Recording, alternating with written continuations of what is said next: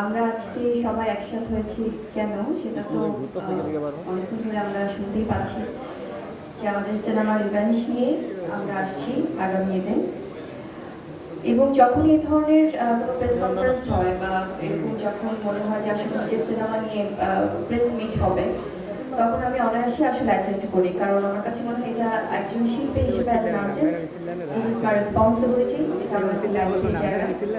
তো সেখান থেকে আসলে আজকে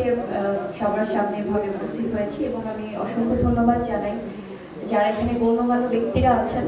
যারা সম্মানিত পরিচালক বৃন্দ আছেন, যারা প্রযোজক বৃন্দ আছেন এবং আমাদের আমি বলবো যে কারা কারা এখানে উপস্থিত ছিলেন এবং আছেন এটা অলরেডি সবাই বলে ফেলেছেন। তো আমি আর দীর্ঘায়ু করবো না, আমি শুধু একটি কথাই বলবো যে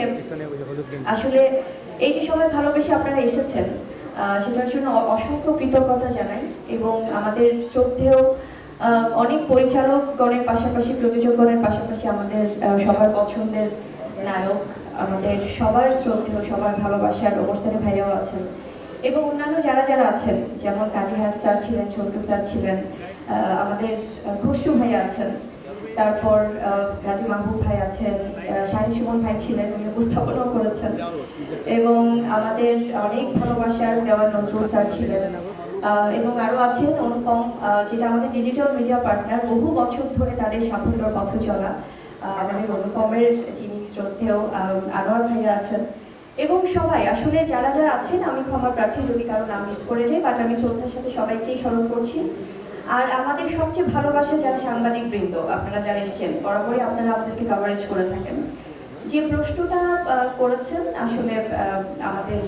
জাহিদ ভাই, সেই প্রশ্নে যাওয়ার আগে আসলে যেহেতু আমি এখন প্রথমবারের মতোই কথা বলছি আজকে রিভেঞ্জ নিয়ে, রিভেঞ্জের এই সিনেমায় যাওয়ার আগে আমার কাছে মনে হয় যে রিভেঞ্জের যিনি পরিচালক, যিনি প্রযোজক ইকবাল ভাই, ওনার প্রতি কিছু রিভেঞ্জ আসলে আমাদের বা আমার আসলে নেওয়া উচিত, কারণ যিনি আমি বলবো যে আসলে বরাবরই বিভিন্ন ধরনের মন্তব্য করে, সেটা বেফাস হোক ভিত্তিহীন হোক, নানা ধরনের কথা বলে উনি বরাবরই আলোচনায় থাকেন এবং উনি ওনার শিল্পীদেরকে নানানভাবে আসলে আক্রমণ করেন। তো সেখান থেকে এই রিভেঞ্জটাকে প্রথমে নেওয়া উচিত কিনা আগে আপনারা বলেন, এটা কি নেওয়া উচিত? সো সেখানে আমি বলবো যে রিভেঞ্জের ব্যাপারটা আসলে, কারণ আমাদের অভিভাবক হচ্ছেন প্রযোজক পরিচালকগণ, তাদের জন্যই আমরা শিল্পী হিসেবে তৈরি হই। তো সেখান থেকে আমাদের অনেক আসলে ভালোবাসা বা সেই স্নেহটা আমরা আশা করি। তো সেখান থেকে যখন এই ধরনের কোনো ভিত্তিহীন কথাবার্তা আসলে আমরাও দেখি, যেটা খুবই কষ্টদায়ক, খুব খারাপ লাগে, খুব অস্বস্তিকর, কারণ আমাদের শুধুমাত্র আমরা সিনেমা নিয়ে কথা বলবো সেটা না, আমার মনে হয় যে we all are family. So সেই পরিবারের জায়গা থেকে আমাদের যারা সিনিয়র্স আছেন তারা আমাদেরকে সবসময় তাদের স্নেহে রাখবেন।